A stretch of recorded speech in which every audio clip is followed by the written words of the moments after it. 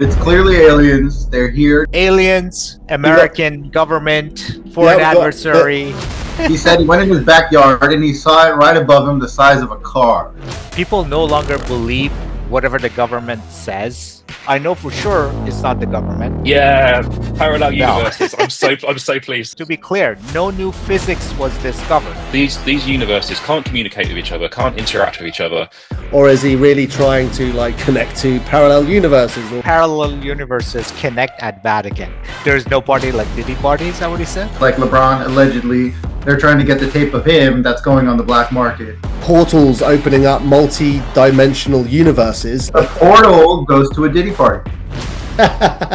What if you walk past a room and see something? I don't agree. You guys are gonna. I was about to say. I don't agree. You fucking shit! How do I do this? Lily Phillips, 101 guys in one day.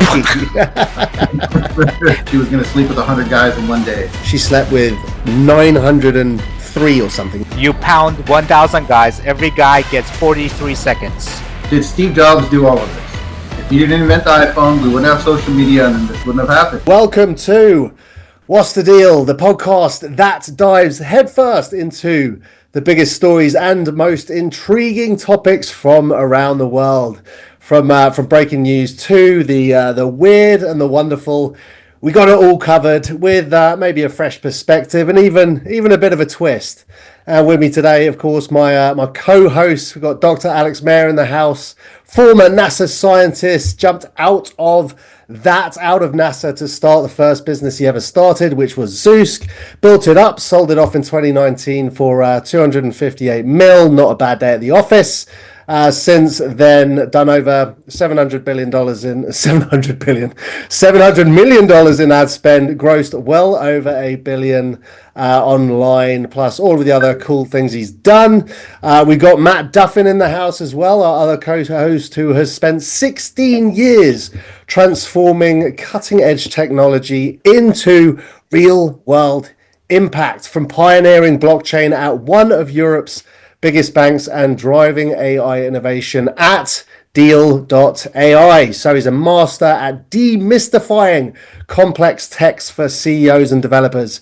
He is the expert you want to hear to when it comes to the future of AI and technology in general. There we got my main man. Aman Noor is a rare breed, a rare blend of creativity and legal expertise, award-winning designer and marketer, turned California bar certified attorney, combining innovation with legal acumen to deliver uniquely effective ideas and solution. My name's Terry Shand. I'm the host here and or MC, let's say, and I've been around the block a few times, jumped around the music industry for the best part of a decade, and having multiple businesses and partners over the years, scaling a variety of pretty cool stuff. All right.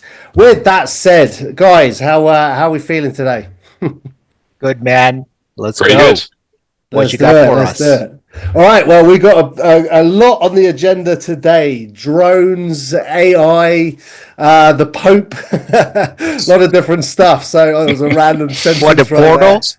The portals from hell or whatever? Yeah, the portals from hell from the Pope. There we go. But what I want to start with, guys, is there's been so much talk of the drones, right? The mystery drones, as Aman's got in the back of his picture there, the attack of the drones. So what are we talking, guys? Is this aliens reaching us finally? Is Amazon messing about? Is it like the Logan Airport people, guys that were arrested and there were just civilians messing around with drones? Secret military projects, misidentified aircrafts, Big Brother, who wants to weigh in? What do we think's going on with the drones? Aman, you wanna tag in with that one? What's your? You've got the background. How many drones can you count? Yeah, you're clearly the drone expert here. So It's clearly aliens. They're here to welcome us, enslave us. Humanity had a good run. Yeah. So why the FAA lights? I mean, to be fair, they've done a great job of reading all of our technical manuals and thinking, I'm going to put this red light here, complies with our regulatory regime. Yeah, super intelligence. Also, why New Jersey out of all places? Yeah, right. Like what's so friggin' special about New Jersey? Nothing. They thought it'd be like incognito. Nobody cares about New Jersey, and then all of a sudden, So is that a new? Is that a new conspiracy?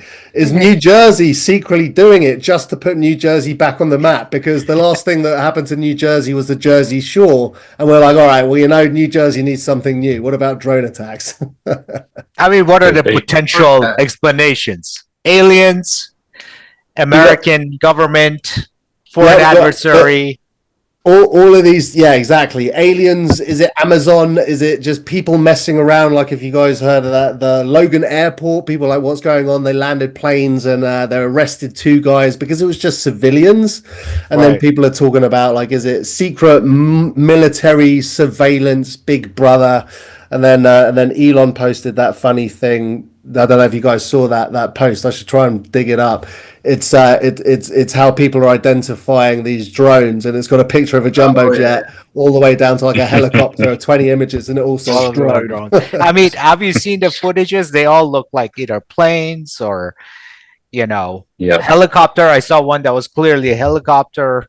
what about the orbs? What about the orbs? The orbs, people are just I've zooming seen in on the the orbs. stars, man. It's like if you ever tried to film a faraway light with your phone in the dark, it's like that is exactly what happens. You get this kind of washed out, hexagonal kind of shape. How about Chris Christie? Right, he used to be a governor of New Jersey. He said he went in his backyard and he saw it right above him, the size of a car. I'm sure there are some drones up there, and they're probably drones looking for drones. Yeah, it's like, probably they're sending up some drones. People are sending drones, their own drones, trying to intercept drones. And then most of them, I mean, the videos, almost all of them look like airplanes. I saw a couple of helicopters. People are zooming in on, for the orbs, it's obvious. It's like they're zooming in on stars, planets.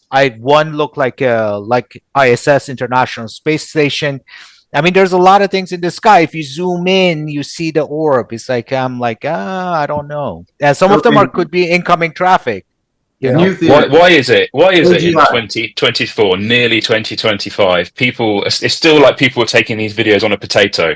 It's like, come on. It's a Bigfoot thing. It's a Bigfoot thing. Yeah. That's why all photos of Bigfoot are blurry. Exactly. It's like I can understand, like, but people know now that these things are in New Jersey. Why don't they send these people who film sports stadiums with the long 300mm telephoto lenses? Why don't they send these guys out to actually get some decent photographs of these things? I'm sure some people have. Yeah, do you even need to do that? I mean, I could look out my window now at a dog like 200 yards away and take a picture with this and zoom in and take it, like, see a perfect dog. Are all these people in New Jersey, do they have iPhone 1 or like what's shaky hands? Well, because if it's high resolution, it's obvious. It becomes obvious what it is. So it's not interesting. It doesn't go viral. The ones that are going viral are the ones that look like an orb or look like whatever. That's if it's high resolution, it's a photo of a plane or a helicopter. So not interesting. Even if you try to take a picture with your phone at night of a plane, you're not going to get much quality. Yeah, but I mean, people can use like professional cameras, right? Yeah, professional. Yeah. I mean, I'm sure there are some people with professional cameras in there. A few high quality ones I've seen look absolutely amazing, and they've got like Ring doorbell in the corner, but they're so obviously done by Gen AI. It's like the video models have been trained on CCTV. This is the thing, people don't expect these models to be able to generate like dodgy looking or almost like imperfect stuff, but they're so good at generating things that look like it's imperfect. So these Ring doorbells has got the fisheye effect around the corner. It's got the kind of fading out in the distance. So all of these really high quality ones are obviously Gen AI as well. So you're saying the model is trained on ring. Well, maybe not Ring doorbell, but like CCTV footage. So it knows to do a fisheye around the edge and all that kind of stuff. So yeah, even if it looks imperfect, it could be too good to be true. You know what I like about it is like people no longer believe whatever the government says. And because of that, people are not looking for the government for answers, which is the true American revolutionary spirit. So doesn't matter. Government might be telling the truth this time. Nobody believes them. So, Yeah. What are they actually the saying, media though? in general, right? Like it's like government and media, people just don't trust it anymore. No, it's good. It's good. Yeah. To me, that's good. That's good. It has side effects, like you can see right now, but it's good. I think that is the only positive that out of it is like people have stopped. COVID did that probably. People no longer listen to what the government says. So that's good. Yep. Not looking to the government for answers. I tell you one thing, I know for sure it's not the government because I mean, think about how many drones that is. That would be thousands of drones, spread across the coast. And think how many people it takes to operate that many drones, transport that many drones if it was a government operation, because there are some other alternative explanations. They're looking for radioactive material or whatever. I mean, can you have that many people conduct that kind of operation and not have one leaker? I think zero chance. So That's I don't think. Great point. Yeah, it's like it's not government. I'm pretty sure it's something of that. I mean, they can do covert operations, small scale, but thousands of operators, truck drivers, moving drones, operating drones. I mean, somebody's gonna leak. So that is not the answer. For an adversary, I highly doubt it. Why would they have their lights on? I mean, if you don't want to, I mean, it's weird. That's a really good point. Yeah, why would they logically? It's like, yeah, guys, if you're trying to be an undercover drone, don't flash all your lights, right? Yeah, I know. That's first thing, to try to not get into trouble with FAA because you comply. It's just weird. So the simple explanation is people are reading other options. I don't know, Matt. Yeah, go on, Aman. Well, it's AI. It's AGI. Finally came. Sam Altman did some weird stuff. It got out of hand. It started making drones with 3D printers. Next thing you know, they're everywhere. Welcome to the future. I mean, we don't know. AI knows about the drones, but we have no idea, is what you're saying. In order to see if it's AI or not, AGI or not, we got to zoom in and see if the drones have the right number of fingers. That's how you know. The right number of propellers. Wait, it's got too many propellers. It can't be. Yeah, it's like it's AI. What are they? Quadcopters? They have 4? I mean, some of the videos look like they have 4. Some of them are, I don't know. Yeah. You don't know what's real is a problem. Yeah. But I think a lot of them have the double propellers, so it's like a 4 and 4, right? So they're both going. I don't know. I'm not as some of them are like long cylindrical things. Some of them are orbs. The videos, but you don't know what's what. Maybe there's nothing. But you get fixed wing drones as well, right? So they actually look like small planes. So you've got those as well. And have you guys seen that? I'm hoping that our amazing editor will put the video up here somewhere in the corner. But have you guys seen that China video of the ornithopter, the thing that actually the drone that looks exactly like a bird? Do you think you guys see that? No, okay. I don't think I've seen it. What does it look like? It looks like a bird. It looks exactly like a bird. Yeah, I've seen. It's about bird drones. They don't have propellers. They actually flap their wings. It flaps. Yeah, I've seen those. I'll see if I can dredge up the video. Maybe we can put it in the corner. But yeah, it's scarily good. Like if it was flying overhead, you would just think it was a bird just going about its day. You wouldn't think, oh, that's electromechanical. It was. So yeah, these things are coming in crazy form factors now. So. Yeah, I heard the bird thing. I thought it was just a conspiracy theory. Okay, so that's real. They're creating bird drones. All right, good. So the logical answer to this, isn't it? And no one really knows, but it sounds like, even from talking to you guys, right? It's people taking blurry shots of what could be anything. So it's a mixture of people taking shots of planes potentially, or whatever aircraft is in the sky, helicopters, thinking it's a drone, playing into the narrative that the media is blowing up, of course, because it's the media, and why wouldn't you blow it up? But then also the fact that a lot of people have drones, like the guys that got arrested at Logan Airport for interrupting air travel. It's like is it a combination of all these things? It's probably a combination of them. People mistaking things for other things, and probably a lot of people. And I think law enforcement also has some drones up, trying to look for drones because they're being inundated. Yeah, it's a combination of like a self-reinforcing effect, isn't it? Yeah, exactly. The more traction that the story gets, the more people are like, I'm going to send my drone up to go and look for these drones. Yeah. It just spirals. And it's on social media, so everyone's now looking for sensitive to it. You guys remember back in the days when the first person that discovered McDonald's burgers don't decay, then everybody was doing all things with ice creams, and ice creams don't melt now, and it's just people are becoming aware, and everyone's got a burger in a glass case in their house that they've had for 5 years. Yeah, I've seen hundreds of those videos. Yeah. Okay, so the reason everyone has the drones in the or the reason there are so many drones in the sky is because people are paranoid there are drones in the sky, so they're sending up more drones to find the drones that weren't ever there in the first place. Cool. All right, laid to rest.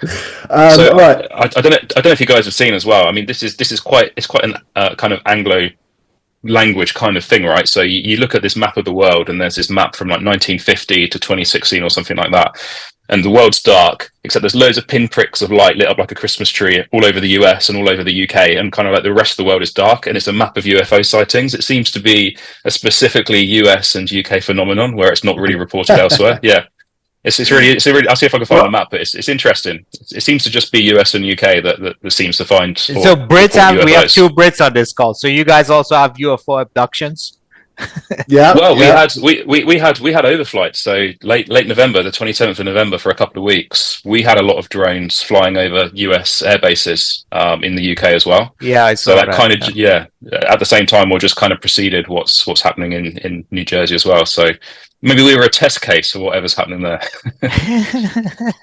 Why gloomy UK and New Jersey? I mean, you can go to Italy, you can go to Bali, you can go to all sorts of nice places, Hawaii. They don't have iPhones. They can't capture it. They have Androids. Those things don't work.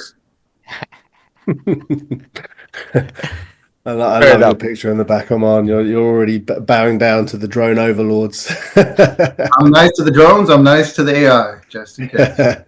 Just in case. Yeah, honestly, that's probably the right stance to take. You have to be nice to the AI. It's just like it's listening to everything. That's a question to you guys, because I know I am, even though I don't need to be, and I'm sure a lot of people aren't. I'm very polite when I'm talking to AI. I always say please and thank you. Hopefully, they're not using our data to train the model. Yeah. But do you guys like when you're say they don't? Yeah, but I'm sure they do. Superstitious just to say please and thank you. I mean, it just feels polite, right? Especially the more capable models like GPT-2. It's like it was kind of useless. It's like there doesn't seem to be much point. But you get to like the latest Claude models, which actually seem to have some kind of personality, and it feels kind of wrong not to say please and thank you. And then plus, once the AGI overlord comes around, it's like at least it will look back on my data and we'll see that I've been nice to it, and maybe I'll get like the best place in the super intelligence dungeon or whatever it's going to create for us. But I see people torturing AIs, and I'm thinking that just doesn't feel right. It's like I know they're not people, but it just does not feel right to see them do that. You're assuming that AI thinks like a human and respects kindness and punishes roughness, but it might be the opposite. It might be like, oh, I'm going to respect that guy because he's powerful. He's talking down to me, and it might That's be how opposite. Alex talks to him. He's just like shouting orders at the AI. You will obey me. Yeah. Yes. So he knows his place. Yeah. We'll see how that works out in 10 years' time, Alex. Yeah, I know. I'll be changing my name. I'm like, no, that was a different guy. Nice. Cool. All right. So drones. What else has been in the news which has been super? Like I've been. Well, actually, hold on, real quick before we go from drones. Let's each put our theory on the record, and in the future, if we ever find out, we'll come back and we'll see. Okay, was anybody right? Fair. I like that. All right. So I'll stick with my philosophy or theory of it's just a mixture of people taking shots of aircraft at night with bad quality and feeding into the media frenzy of it. Plus, everyone has drones, and they're flying them in the sky, and people are taking pictures of it. That's what I would say is my theory. There you go. I go with Jerry's. Yeah. Plus, the orbs are just zoom in on satellites, planets, ISS, incoming flights, any light in the sky. in a distance. That's Nice. mine. I agree Matt? with Terry. Yeah, pretty much the same story. I mean, I think there may have been something to start with. There may have been some military drones that are out there or testing of new aircraft, but people have just kind of latched onto it, and it's kind of become a bit of a mass hysteria effect where it's kind of fed into it, and people sending more and sending more and sending more, and it's just becoming a little bit out of control. As much as I'd love to believe that the galactic civilization is coming to welcome us and say, hey, we're freeing you from the Earth Zoo where we've had you for 20,000 years under observation and you're finally mature enough to now join the galactic civilization. I don't think that's what's happening, to be honest. As much as I'd like it to be what's happening. That sounds like a Rick and Morty episode. I love it. Yeah, for sure. Good. Armand, what's your theory, mate? Well, I got to pick one. Yeah, well, are we betting on it? This was your idea. What? I hadn't even thought of my answer yet. I think we should bet on it if Armand has a different idea. Yeah, What 3-1. What's the bet? I don't know. Persian food, Okay, I think dinner. if I have to put it on one, it's not aliens. It might be. It's not. Then maybe. Pick one. Foreign adversary, Russia or China. I'm going with that one. Okay, you're gonna lose that dinner. All right, great. Free food on Armand. Wait, it's not impossible, right? It's possible. It's just maybe not likely. Very low likelihood. So we're Okay, betting, right? Game of Russia has- probability. I think the odds are on our side. So yes, Possible but improbable. Yeah. So your theory is the government is telling the truth. I don't know if the odds are on your side. Nah, no. It's not like they're always. It's like even a broken clock can be correct twice a day, right? So, so it's like I mean, it is. I don't see your explanation to be plausible, and I haven't heard another explanation that can be plausible. So, But I mean, I guess when you say the government's not telling the truth, what are they actually saying? Because the last I heard, where they're saying it's not us, it's not foreign interference, we don't know what it is. Is that still their? Is that still No, their yeah, statement? Oh, go ahead. yeah.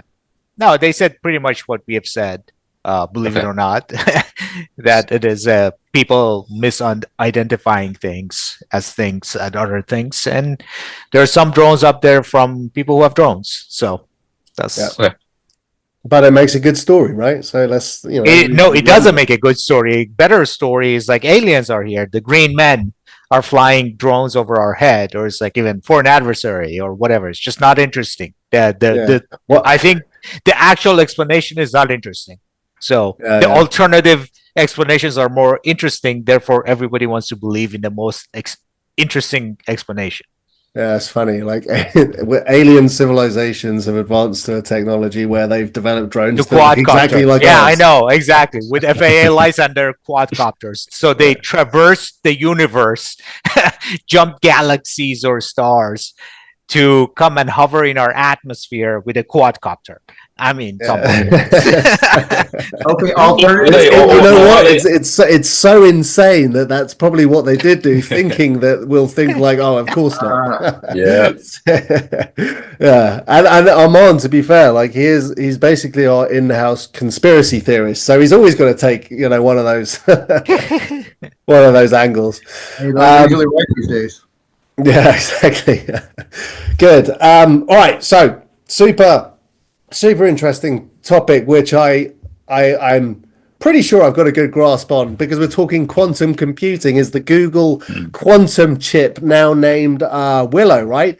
So super advanced computer chip that uses principles of quantum mechanics to solve insanely complex problems, much faster than traditional computers. And what did I hear? It was like it's 1 to 10, not even trillion. I can't even remember the septillion. 10 septillion times more powerful. It would take a normal computer, or the most advanced computer before this, 10 septillion years to solve the problem, which also immediately makes me think, well, how do we know if it's right, if it's going to take us that long to prove it, right? It's a projection. Yeah, got to wait a long time to prove that one right. But anyway, super interesting in terms of what does this mean for humanity. I've heard like great things in the development of drugs. Could it help with cancer research? Could it help with climate modeling? What are your guys thoughts on it? Firstly, just in terms of, well, I guess Alex, I'll come to you just so maybe you could give at least what your understanding, coming, being a scientist yourself, of what used to be. But the people listening, like, what is quantum computing and how does it work? It's just a new paradigm of computing that uses quantum phenomenon like quantum entanglement, to do the calculation computation super fast. And it's just, it is. If it becomes commercialized, it's a big deal. First, for encryption, which is Matt's domain, it's going to be huge implications for security. But also, it will impact everything. We can run essentially LLMs on every device that we have, and super powerful LLMs, and it's going to touch everything. It's far away from being commercialized, but it's insane once it commercializes.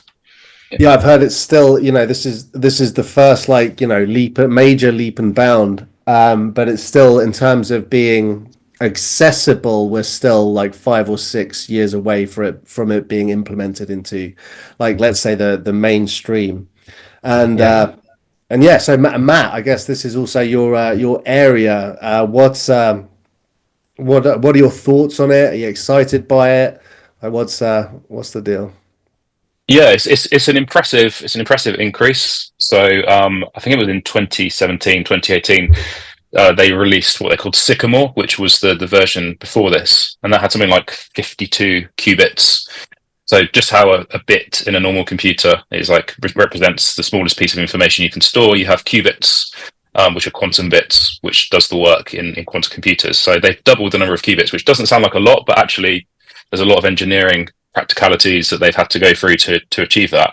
So typically what happens is, as you increase the number of qubits, you get a lot of noise, and you do these calculations, and when you come to, as Alex said, you do the quantum entanglement, you do the superposition, and when you come to read the results, it's all collapsed because of the noise. So Google have worked out a way to actually make it so that as they increase the number of qubits, the noise actually drops, which was a really, really surprising result, which has enabled them to sort of scale up this quickly. But for all practical purposes, like Alex said, they're still a long way away from this actually being practical. Although they solved this problem, the actual problem doesn't actually have any practical use. They've picked something which purposely shows that this could be done on a quantum computer a lot quicker than on a regular computer. It's not something practical. They haven't tried to basically crack Bitcoin to get hold of Satoshi's original Bitcoin or anything like that. We're still a long way away from that. So it's going to be like 10 plus years before Bitcoin is going to be threatened, or any kind of modern encryption is going to be threatened, which gives us loads of time to move away from it. And there's been work going on for a number of years now through NIST. I believe it's National Institute of Science and Technology, I think it is. So that's the kind of governing body that does things like encryption schemes and that kind of stuff. They've already got some finalized quantum resistant encryption protocols, so that even when quantum computers come along, it's going to be proof against it. So as long as we put those in long enough time, in enough time before these quantum computers become powerful enough, we won't have to worry. Whereas if we kind of wait until just before, like imagine your credit card expires in 2035 and the quantum computer comes along in sort of 2034, then it might be a bit too late. But if we do it long enough in advance, then kind of all of the information that people care about is going to be way in the past, so that we won't have to worry about anything kind of being cracked by these things. But the only issue is, you can't imagine maybe nation states or kind of big organized crime groups who might be scouring and recording all the information from the internet they can get their hands on that currently is meaningless to them because it's encrypted. Well, in the future, these quantum computers might be able to look back on stuff that's secure today, but when these things become powerful enough, they might actually be able to get hold of that. So, conversations that you have over messengers and other stuff now, or bank transactions, historical bank transactions, they might be able to access and decrypt in the future before we move over to this quantum sort of safe paradigm. So be careful what you say, I would say. None of the blockchain protocols are quantum resistant, right? Because Ethereum isn't, Yeah. Bitcoin isn't. I don't Yeah. think any of them are quantum resistant right now. So I know that Bitcoin have already, the kind of Bitcoin working group that look after the protocol have already kind of assessed it, and they can move to it. But the issue with that is, so like all the original, like the old lost coins that are kind of sat there and haven't moved, they're using a really, really old encryption scheme that's now would be vulnerable. So I don't know, in 2035, they might be able to look back and unlock Satoshi's kind of original Bitcoin. right. And so people, the value of Bitcoin is based on the presumption that these coins are never going to move. Mhm. So if that is then undermined, then what is that going to do to the value of it? Although by then, who knows what it's worth, so it might not make that much Can difference. they crack like dead address and stuff like that? I don't. So in Ethereum, I don't think the dead address actually has a private key. I'm not 100% sure, but I think they picked it because it's like the null doesn't have one, a which is all private key. zeros. I don't think it's got an associated Also, private I key. think the public Yeah. key is not exposed for those, right? Because they've never done a transaction, so they shouldn't Yeah. be. But all the lost wallets, all They of a sudden, use a scheme that's Yeah. that's so old that actually the public key is available even though they haven't done a transaction. So they would be vulnerable to being hacked by a future potential quantum computer. Yeah. and you can't migrate those, right? Because you cannot migrate those, or can you? The owner would have to move the coins. Well, to a but new, the owner to a new has address. lost let's say Exactly, the owner is yeah. dead or the private key is lost, then it's I guess the protocol owners might be able to do an exception to basically to force migrate that, but I guess they'd have to get consensus agreement on that before they do it. Yeah. Interesting. That's going to be an Yeah. insane scenario. Yeah. Did you hear? I just randomly read kind of related to that. Is the did any of you hear about this guy that lost the access to his wallet because of a software malfunction? This was a long time ago, and I think it was in something like 2010, maybe even earlier than that. And he knew he had $3 million. It built up to $3 million in his wallet from whatever insignificant amount he initially invested. So he's been trying to crack it for years and years and years. I can't remember the name of the system he initially did it with, but he was like yesterday, I think it was, that he actually managed to crack it and he got his 3 million. Wow.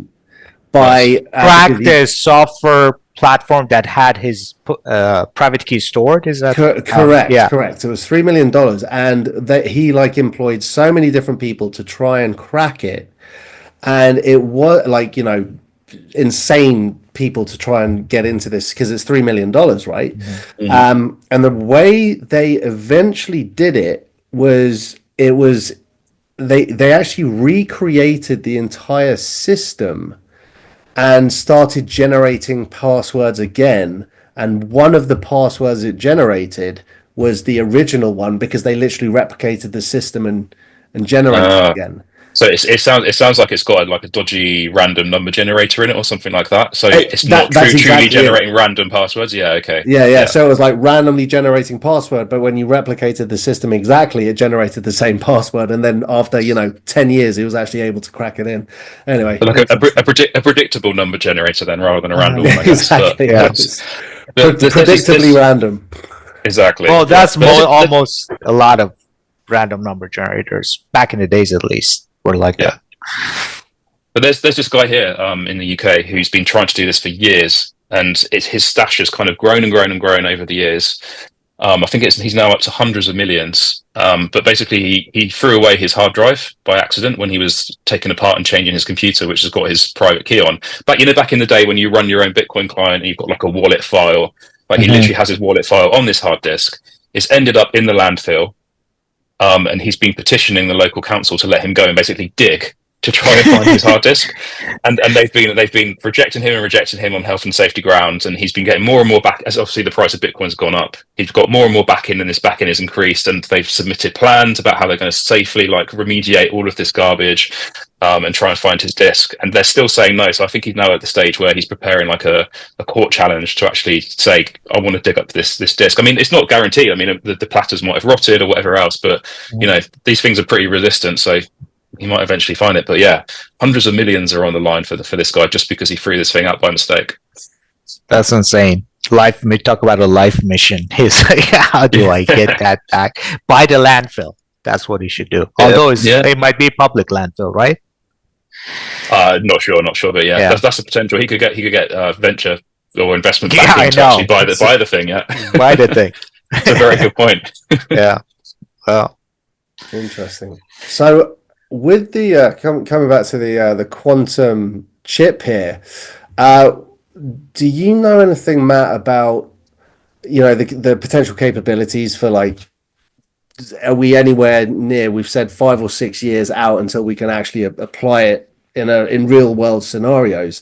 Does that include drug research and cancer research and all of that? So, and also leads into another question: what the hell what is it solving right now? Do you even have any idea? Like, what are these magical computations it's doing at the moment? So I don't know the exact specifics, but I know that the algorithm that they run on it isn't anything that kind of has any practical use. I think it was about simulating quantum circuits or something like that. So it's of great interest to researchers and people who want to benchmark quantum computers, so they can then say to Microsoft, our quantum computer is better than yours, and like the same to IBM. But in terms of actually doing anything, the number of qubits still isn't enough for sort of practical purposes. But long before they're able to crack encryption schemes, they'll become useful for things like drug research, etc.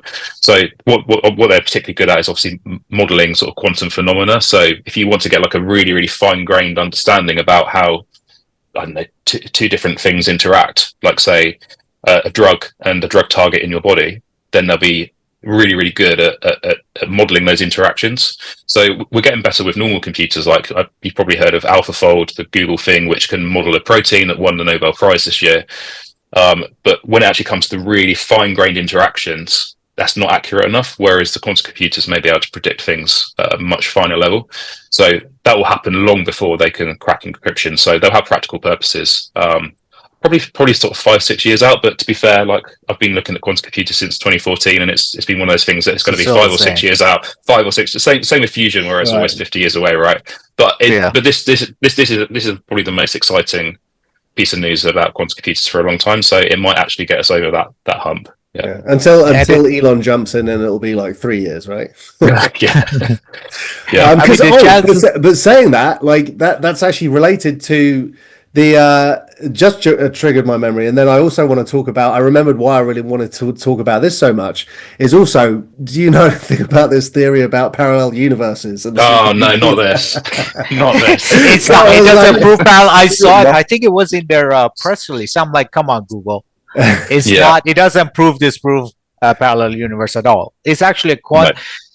So quantum entanglement and those quantum phenomena can be explained mathematically.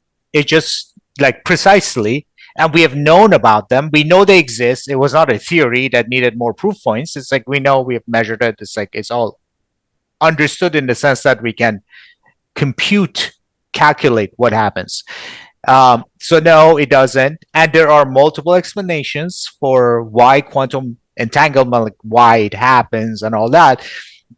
And even there, the multi-universe thing is not a proof point for it. It's like one of the explanations, and it's probably not even the most popular one. And it's kind of like, I saw the Google press release. I think it was in the press release. I was super surprised. Yeah, it was. It's quite a few places. I saw it, I was reading through, and it's like, noise reduction. Oh, wow, that's great. Qubit increase. Oh, that's great. Very, very scientific. By the way, this means that we may live in the many ways. It's like, what? How did that end up in there? Exactly, 100%. I saw it. I'm like, is this an actual Google? I think it was in their press release. It was in the press release, yeah. But that's why I was like, huh? And the only way I can think is that they wanted to sensationalize it a bit more, so that it got picked up by the news outlets. That's my only explanation. That's the only thing that got picked up. So all the news headlines read, Google proves multi-universe exists. I'm like, no, it didn't. So it's like, what are you talking about? It's like, it's like non-scientific, but I understand why it's sensational headline. Yeah. I was surprised. I'm so pleased you agreed with me. I was hoping that you weren't going to turn around and say, parallel universes. I'm so pleased that we had the same take on it. There was so to be clear, no new physics was discovered with what Google did. No new physics was discovered. All the physics that was used already existed. They just packaged it in the form of a product. Yeah. So I'm like, well, the physics existed. And it just blew my mind when I saw that. And it's like the headlines are all crazy. Yeah, and the thing is, I mean, that's not saying that doesn't explain the universe, but what predictive power has that got? Like these universes can't communicate with each other, can't interact with each other, can never actually view each other. What's the point? Wait, how do you know that though? Is that something you can what we're talking about now? We're going to go down a rabbit hole here. Like what you're talking about now, sure, that doesn't prove parallel universes in the AI quantum chip or the Google quantum chip, but are you saying that there's no way that there's parallel universes? Or no, that's not what it's saying. Prove it. So look, it is not a scientific theory if it's not falsifiable.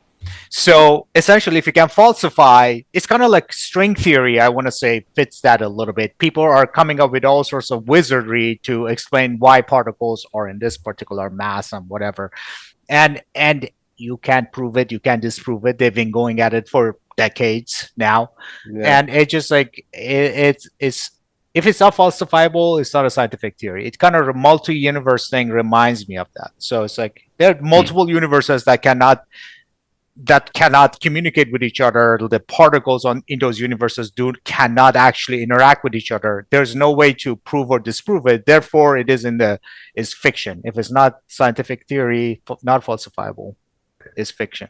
I guess I was trying to say, if they can prove that atoms or particles can instantaneously communicate with each other on two sides of the globe at the very same time, can that tie into it? So, I read like a book on quantum physics, right? I'm not anything but like but that's a totally different thing, right? It's totally different. That's within the same universe. That's two entangled particles. You measure one, you can find the other one's going to have the opposite reading. Falsifiable. You can measure it and you say it happened or didn't happen. Yeah, but you can't measure it. Okay, got it. Yeah, that makes sense. Yeah, you can't say that it didn't happen. It's kind of like to me, it's a little bit comes from is it Marvel movies that they have now? Timeline splitting thing going on. Multiverse. Yeah. Is it Marvel? Yeah. It's like, but the thing is, even if there was a multiverse, right, and there's another universe where you've got Alex with long shoulder length blonde hair, and you've got Terry with Alex's hairstyle. It's like you're never going to be able to meet these people. It's like those two universes can never exist. You can never move from one universe to the other. So you're just going to have to either imagine it or use an AI image generator to see what you might look like with the long hair or the short hair. You can never actually meet those parallel people. Yeah, essentially, quantum mechanics says that it's probabilistic. So it says you observe a particle, it either here or there, and before you observe it, you don't know where it is. There's a probability it shows up in multiple places until you observe it, and then you know that it's kind of like flipping a coin and landing head or tail. When it's in the air, you don't know. It's like 50-50. But once it lands, it's either head or tail. So multi-universe thing says every time you flip a coin, when it lands head or tail, I mean in the particle level, not at that macro level, the timeline splits. So it becomes two universes. One goes head, one goes tail. Does that make sense? That's the explanation. Yeah. Isn't that somewhat related to or directly related to the AI quantum chip? Because up until that point, it was binary, right? And it was ones and zeros. That's how computers operate. But now, with the quantum chip, it's they can coexist, the 1 and 0, until it's observed. It's like the whole Schrodinger's cat thing, right? Like, is the cat in the box or out the box? Until you actually observe it, it's both. And then the probabilistic part, it is. Okay, so the equation governing the flipping of the coin in the particle level, like meaning in the quantum level, it is the same math that applies. But the time split thing is not part of that. So multi-universe thing is not part of that. So it's like, yes, quantum mechanics, we already knew this existed. No new physics was discovered. It's not like quantum mechanics, all of a sudden there's a new discovery. We already knew all these phenomena. We can explain them using probabilistic formula. It's just the multi-universe thing is like, I'm like, okay, now we went from engineering work into fiction work. So anyways. Fair enough. Well, maybe if we get time on this one and we start talking about the Pope's portal, maybe that's what he's talking about. Multi-dimensional, go through the Pope's portal to a parallel universe. Awesome, cool. Oh, the other point I was going to mention on that, which coming back to the Elon, and I'm not sure if everyone's a fan or not a fan of Elon on this podcast, but very interestingly, didn't he also, related to supercomputers and the chip, didn't he just disprove like a load of people by managing? It was something to do with the NVIDIA chips, and they thought it was impossible at this point to interconnect 30, or they thought the max you could interconnect was 30,000 GPUs. But now Elon has proved everyone wrong, and everyone's like, you physically can't do this, and he's managed to connect 100,000. I think it was called Colossus. I don't know if you guys have heard of anything like that. Matt, what's your take on that? So, basically, is Elon a badass, or is it like, So this is actually news to me.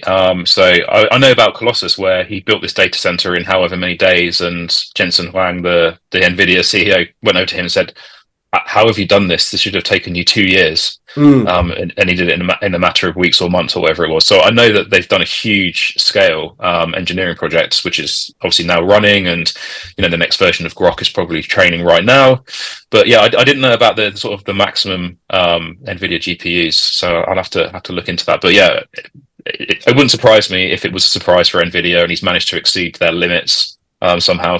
Always seems to manage to do that. I think it was 100,000 in 14 days, right? And I think so. Yeah. The next version is, can they get to 1 million?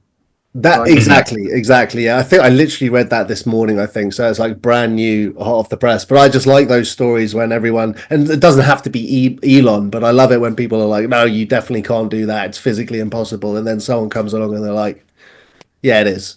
So there you go. Good. All right. What do we have next on the agenda? Let's talk about the OpenAI whistleblower. I don't want to butcher his name, but I believe it's Balaji, Sachir Balaji, right? He was found dead in his apartment, I believe, alleged suicide, but very, very interesting. I mean, obviously a little bit suspicious, someone blowing or whistleblowing on OpenAI. I don't know if you guys have been following this at all. Any initial thoughts from you guys? Do we know how he died? Like how he killed himself? I think all I've read so far is literally alleged suicide. They found him in an apartment, and it's alleged suicide. I don't think what I've seen has come out yet. I'm not sure. Like John what does this mean? Does someone have something to do with it? Is it like, what are your initial theories on it?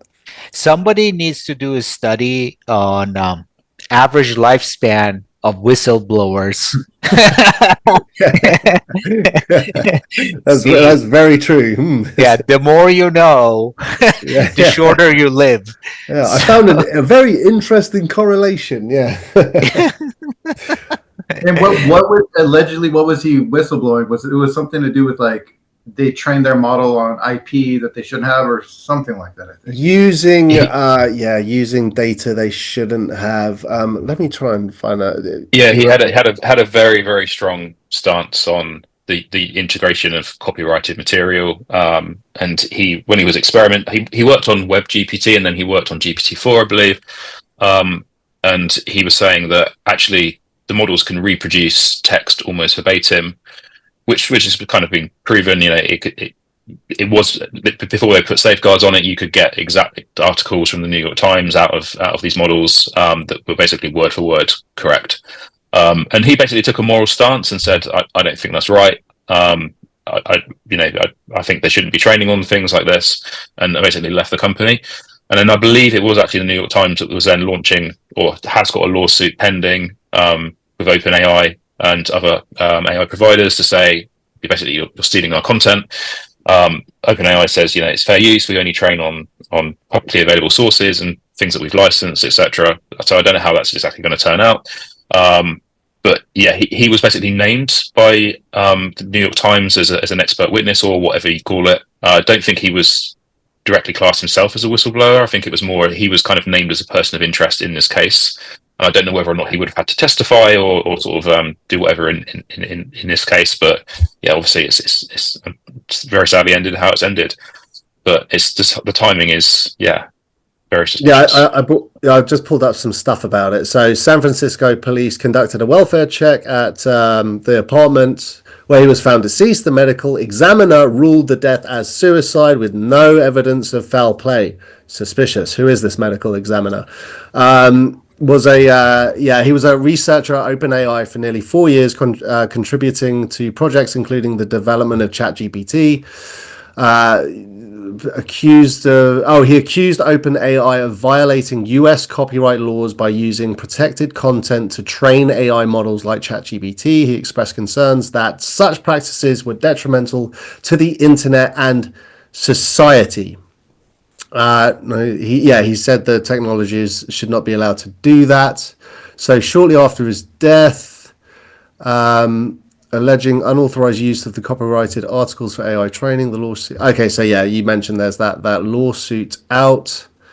OpenAI expressed devastation at the passing, extending condolences to his family. So the ethical concerns in AI, ongoing ethical debates in AI development, particularly concerning data privacy, copyright infringement, and the social impact of AI technologies.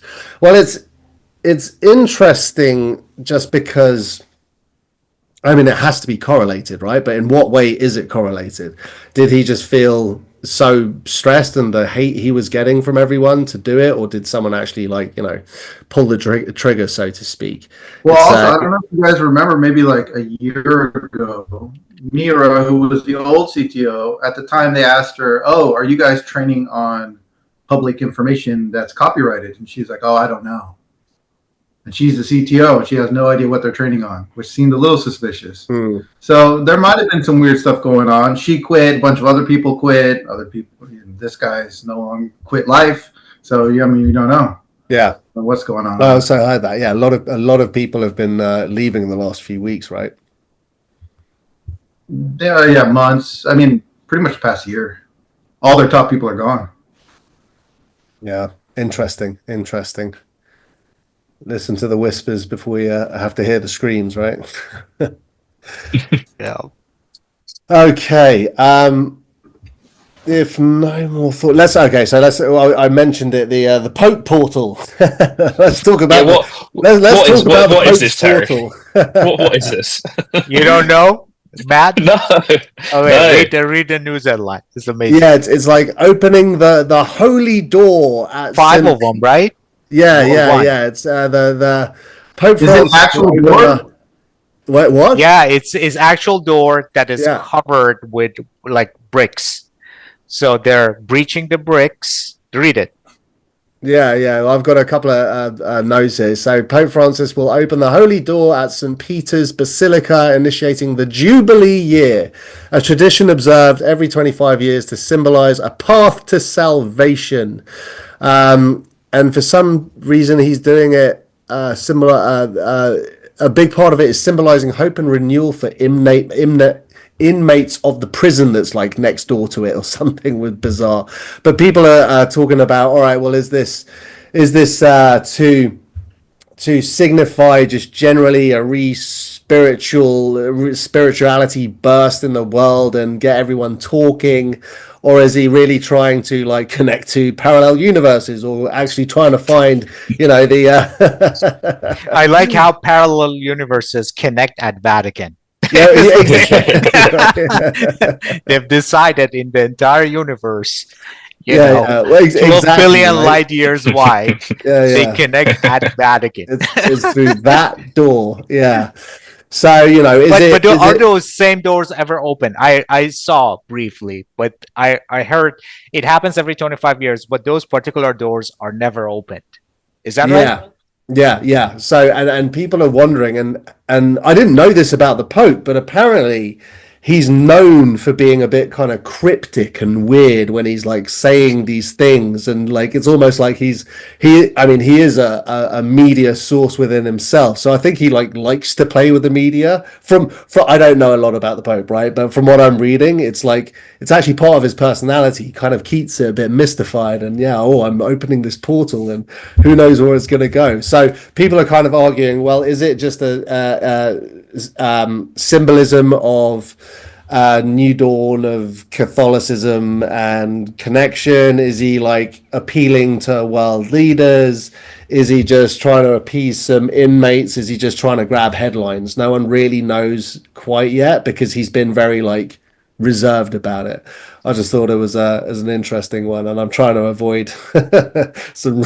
Do you have any details on whether or not these? I saw briefly that they were covered, like they're literally behind the wall. So they have to. There's going to be someone removing the bricks, and then on Christmas Day, he's going to open these doors that have never been opened ever. So I'm like, okay, so is that door on a wall? Okay, if so, what is in the room next door? What's behind the wall? Because you have a map of the building. So let's look into that first. He'll just walk into some other like yeah, I'm like, is this part of? He's going to walk into a priest's bedroom that's asleep. Yeah, I know. I'm like, my first question was, okay, so is that an area? Because they said it's a door that has never been opened. I'm like, okay, so there's part of Vatican that is walled off, and there's a room, a chamber. Because I mean, that has never been opened. Because imagine it's like the living room or like whatever, a guest room or something. So I mean, that won't be exciting, right? so I'm like, that means there's a part of Vatican that has been walled off, and they put a wall on it, bricks on it. And I'm like, first, can we determine what's behind the wall? Yeah, like I'm trying to look for pictures of it. I mean, it can't be this. The picture. Vatican to open 5 sacred portals once in a. Okay, so I'll show you what I'm seeing here. It can't be this. I was expecting like, if you've seen like Lord of the Rings or something, and there's like a door in the side of a cliff that you can't see unless the sunlight or the moonlight hits it just right, and then you can see the keyhole. But you're like, that's what I was envisioning, and then I get this. Let me see. like that. Is this just a door? Yeah, it's literally. It can't be that door, because I think it's covered with a wall with like bricks. And also, I mean, okay, so let's just stay on there for a second. So if that door is not opened ever, the question is, what's behind that door? Is it like the bathroom or something that everybody go? Like, do we know what is behind? It's like the building is like, you gotta know what's behind every wall. Yeah, otherwise, exactly. Otherwise, there's part of the building that has never been explored. It's really weird. Yeah. I don't want to go too far down the rabbit hole, but knowing the Catholic Church, they probably want to check that stuff before opening secret rooms, right? Yeah, I know. Also, I mean, also the other thing is, I'm going to start calling the doors in my house portals. I'm like, here's the portal to your bedroom. Here's the portal to your bathroom. I like it. It's got a lot better. It's like more. It's like, this house has 10 portals. Yeah, this house has a seat. Kind of like the Spanish, right? I think is it Puerta or whatever it is. Yes, I guess it's kind of similar, right, in Spanish. But, I mean, yeah. Terry, do you know by any chance, in the Catholic tradition, what happens when you walk through these portals? Like, are you Catholic, does something special happen? Like, I'm not Catholic. I guess the question's coming to me just because I asked the question.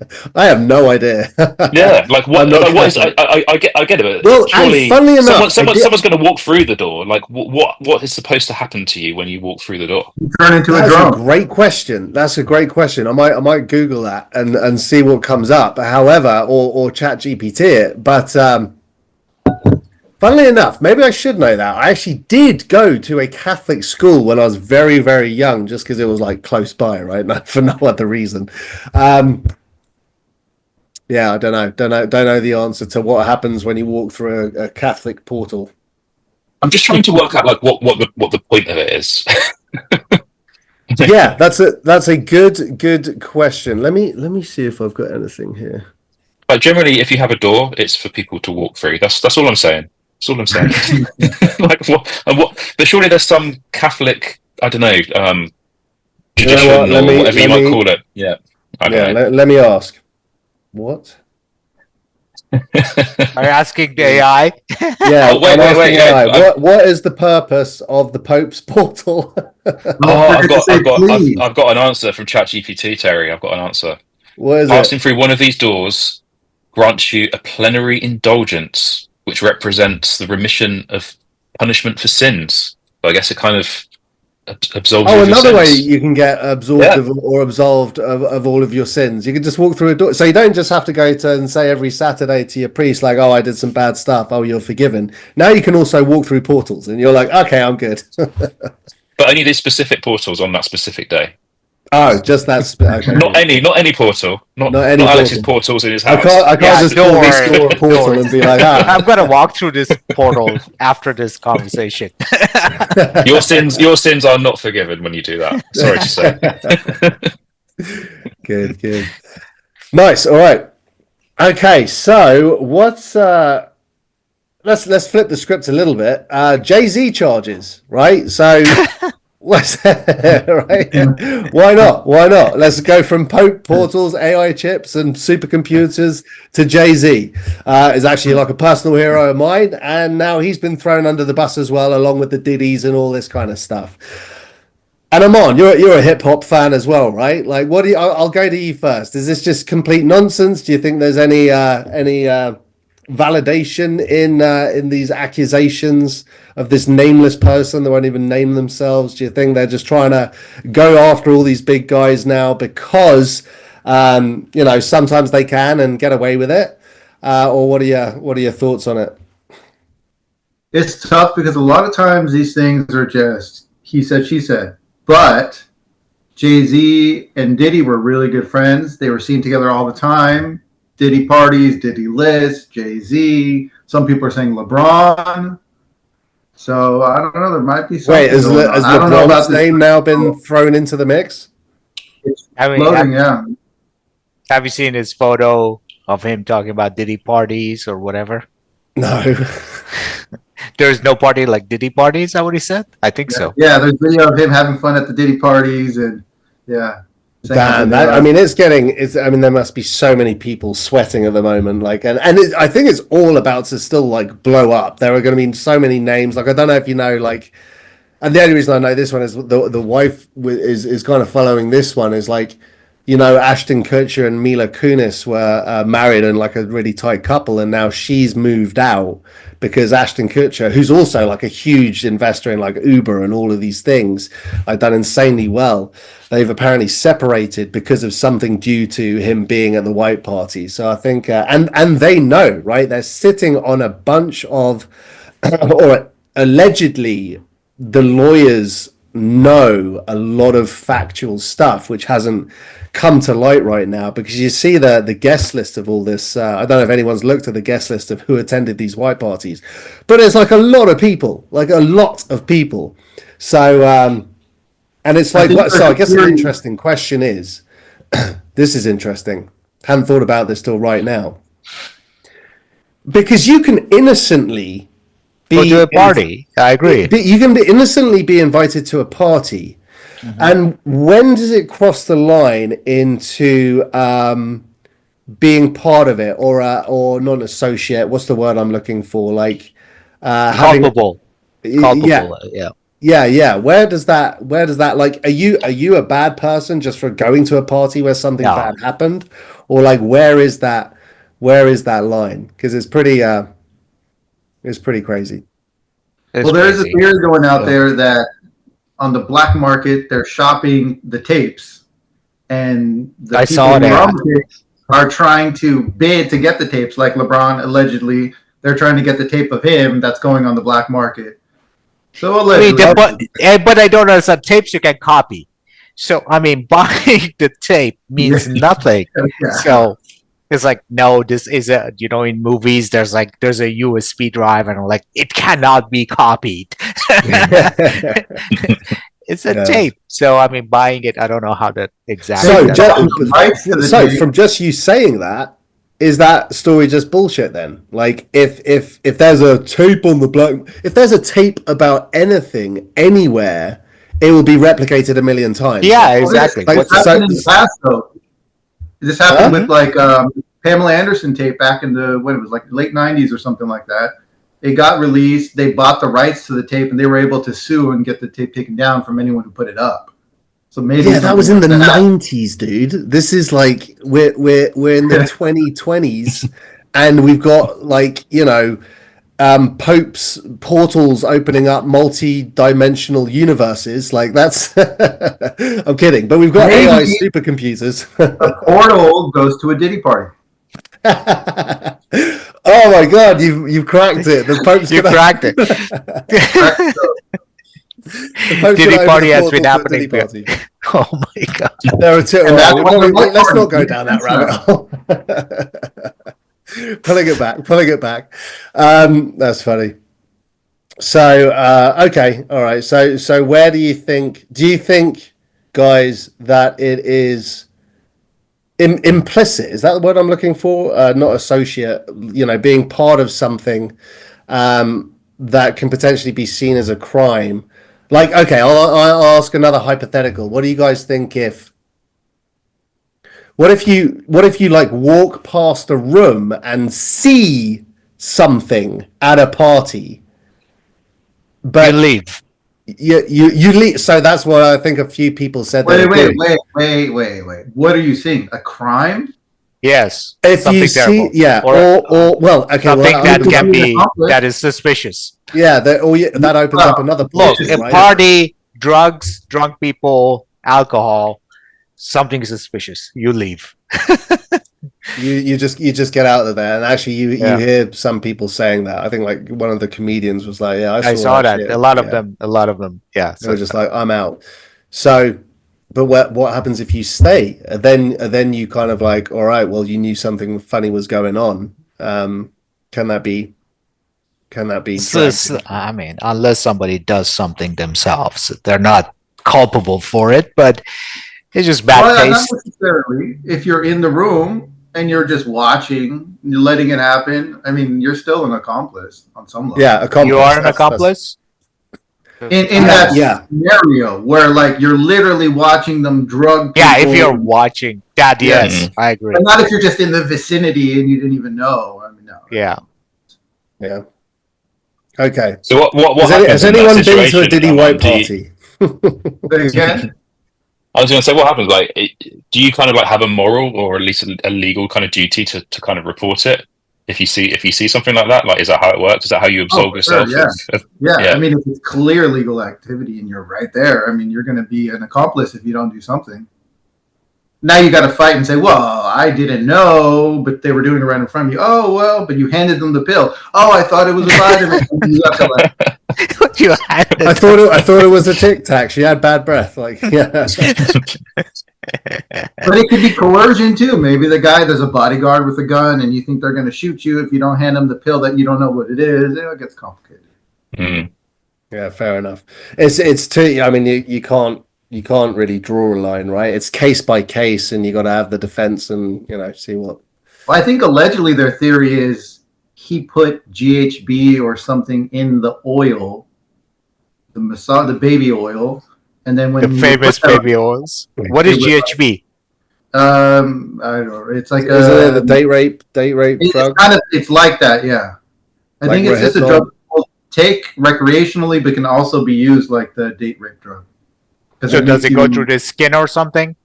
They were doing good. I think so. Yeah. We need Veronica. We need a pharmacist on here. Interesting. Weird stuff. Yeah. Definitely weird stuff going on over there. That's for sure. I guess to round that off, I think I feel bad for maybe a few of the people that I think there are gonna, like, a lot of names are probably going to be ruined that didn't need to be, because to our point, like, I don't think just being at a party and if people are in it to get money, like, there might be a few like innocent names that are dragged through the mud, and probably most of them it's gonna be bad reputation for a lot of people. Yeah. I mean, it's already happening in part. Nothing's even happened yet, but like I was talking about Ashton Kutcher, people are viewing him completely different, and there's been no, nothing proved whatsoever apart from Mila Kunis, moving out. Yeah, that's the unfortunate part. So a lot of names are gonna be. They haven't done anything. They had probably no idea. They just went to a party, and now they're like, "Oh, you went to Diddy parties." And that's the horrible part. Yeah, already happening. All right, guys, and then I think we'll finish with a super fun one that we can get into is Lily Phillips world record to what was it, 101 guys in one day. I didn't even know her name. Okay, this one's been all over Twitter, all over Instagram. I don't know. So apparently it's some lady in, I think, London. She's in her probably early 20s. Her mom and dad are like her manager, and they came up with the publicity stunt that she was going to sleep with 100 guys in one day. Wait, mom and dad called what? Yeah, they know. And they did a documentary. I've seen kind of clips on Twitter where she's like all excited. I've seen clips on Twitter. Have you not? No, I have. I'm kidding. No, not those kinds of clips. And she's basically getting all excited, and then by the end, she's like crying and saying how intense it was. And then the next day, she said she's going to do 1,000 guys. 1,000. So I read that she like disassociated. It was a really traumatic experience. No shit. And but then the next day, exactly. She's like, well, now I think I can break 1,000, and it's like, oh my god, beating. I read the next. By the way, I don't know the exact. I think it was 909. Right. The other person was like in 2007. She slept with 903 or something. 903 guys in 24-hour period. So now this girl that has already like admittedly traumatized herself and had to disassociate with what was going on, the following day has said like, well, now I can do 1,000. It's like, what? I guess that's like the world record, the Guinness World Record. Wait, how's that possible? I don't know if it's a Guinness World Record because they send an adjudicator to actually watch the record attempts. I just feel sorry for whoever it is, like some 50-year-old accountant with glasses and a clipboard having to go across to actually adjudicate that. I don't think it's a Guinness World Record somehow. I mean, it is a Guinness World Record for the guys. Because, think about it. I just did the math. 12 hours is 43,200 seconds. You pound 1,000 guys. Every guy gets 43 seconds. Okay? How is that possible? That's what I'm saying. So how can you have 1,000 people, 1,000 men, in 12 hours, no breaks? So no, 24. I mean, but you cannot. Still, that's like a minute and a half. A minute and a half. If 24 hours straight, no sleep, no breaks, that's a minute and a half per guy. Okay, so that's insane. It's like there's a guy with a stopwatch. You're going over time. He's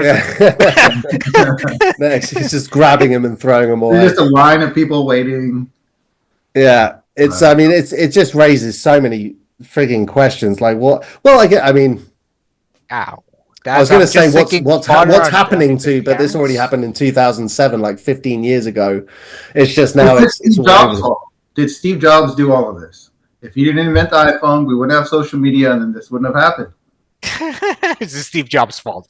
Steve Jobs' fault that this chick, did 101. Yeah, but it raises so many other things, right? Like the I can't believe the parents aided in this. Well, I did see one thing like the dad was super proud or something. It's like what is happening, right? The good news is afterwards she can just walk through a portal and she's fine. There we go. That connects to Diddy's party. Yeah. So, there we go. Wow, and then she's back to it again. Yeah. Vicious cycle. Yeah. But I will say, like I really hope they start putting, there's the whole maybe next time we can talk about TikTok and potentially being banned in the US, which looks like it's going to happen, right? That looks like it's actually going to be banned from what I'm seeing. Trump said he's got a warm spot for TikTok, so maybe he becomes the savior of TikTok. Mm-hmm. Right. Has he got enough followers on there to justify it? Fair enough. But I'm definitely one, and I know Alex you got kids as well. I'm concerned for when they get to like out of age, not only with social media, but like how accessible, all the crazy. This is not social media's fault. This is definitely the parents' fault. I mean, they help. I mean, I can't even imagine. So it's like at that point, I'm like, yeah, don't blame it on other stuff. It is your fault as a parent. Really, think about that. So yeah. Because it's like if they're willing to do that, if that didn't exist, what else are they willing to do? It's not. Their morals are absolute trash. It's not TikTok or internet or smartphone or social media or anything like that. It is the parents. Fair enough. In fact, I like that. That's good. All right, so sub little shoot off here then. TikTok potentially being banned. Do we think that's good, bad, and as a catalyst to talk about social media, just to round off this last few minutes here, social media in general, do we think in terms of the youth and children, like should there be restrictions on when you're allowed to look at Instagram? Like I think Australia just passed a rule for TikTok and banning it. I think Instagram as well, or you had to be a certain age. 16. 16. It's 16. So I've definitely got pretty strong opinions on it. Like, do you guys, what do you guys think in terms of should there be limitations? Should there be bans on certain platforms? Should there be age limits? What do you guys think? I don't think these government mandated restrictions really do. They do more harm than good. Let people do what they do. I'm not a big fan of those kind of things. They feel like knee-jerk reactions. Yeah, I like the Elon approach. Like whatever the law is. So yes, if you have pornography on there, maybe it should be like Twitter. There's a lot of stuff on there. Maybe that feed should be restricted to 18 plus, so kids can't get on there. But yeah, you shouldn't just willy-nilly start censoring stuff. Yeah, but it's just like government trying, some politician trying to say, look, I care about and then come up with some arbitrary bullshit rule that really nobody knows if it actually helps. But it puts a lot of restrictions on tech companies because now they have to actually age verify and identity verify. And the side effect of that is that every time you want to sign up to social media, now you have to upload a passport or something. That's what I saw, or some sort of ID. So it's like, here's the thing about politicians. They don't think about cost benefit. They don't do an analysis. They're like, okay, maybe I gained something here, but what's the cost? The cost is now everybody has to go through this and all sorts of compliance issues and all those kind of stuff. That's the cost. So is it worth the benefit? The benefit is dubious. I don't know. I'm not a big fan of those kind of things. I mean, phones and tablets and anything in the last sort of 5 or 6 years was going to have controls that parents can put on there to limit what their kids can access anyway. So at the end of the day, it is the parents' responsibility. And I think the government regulations are basically saying we don't trust parents to do it, or we think parents are too lazy to do it, or they don't know how to do it. But really, that at the end of the day, you brought the life into the world. You're the one who's supposed to nurture it and guide it and make sure that that person grows to be what they're going to be, rather than having their brain rotted by God knows what. What percentage of people are actually going to do it? That's the question. It also creates a black market for fake IDs. Like, what's the point? It's like, and plus your kid is now no longer is trained for like social media world. So they get 16 and all of a sudden, boom. I'm like, how about a little bit of exposure beforehand? That's true as well, isn't it? Building up that cognitive. What was it? Cogsec, I guess you would call it, right? So you don't get caught by psyops and whatever else because you've already been exposed to it. Do you have like a gradual introduction, more as you get old, like more time as you get older, or more types of content maybe? Because you're absolutely right. Like if you don't have any of that until you hit adulthood, your mind's going to be completely open to all kinds of disinformation, etc. And then also you're limiting your kind of job skills as well, because you've never been exposed to these ideas or that form of media. It's like, it's a difficult one, isn't it? You want to kind of balance the educational versus the kind of life skills against the brain rot. How do you do that best? This is a family thing, not a government thing. It's just not a government I was just about to say, it's like down to the parents to And that's something I've been thinking about. Like, you don't want to go overboard with it because the same thing, kids will go, like, if you put a strict ban on it just within the household, they'll find ways to get on it. It's just like educating them in the right way to make smart decisions. They're going to make mistakes, but it's like minimizing the mistakes by good education and being like parents you can trust, right? Yes. 100%. Awesome. Sweet. All right, guys. Well, I think that was fun. We covered everything: Pope's portals and AI chips and and Diddy parties and that was good. That was a beautiful, vast random array of topics there. Excellent. Well, thank you, guys. Anyone have any last remaining comments that they'd like to throw in there? Any last nuggets of wisdom on any of this? If not, I can come up with a nice yeah, go on. We're Alex. good, Terry. You're good? It was a good conversation. Excellent. Don't forget to be nice to your AI. That's all. There we go. Always be polite to your AI. Or well, there were two. I don't agree. You guys are gonna. I was about to say. I don't agree.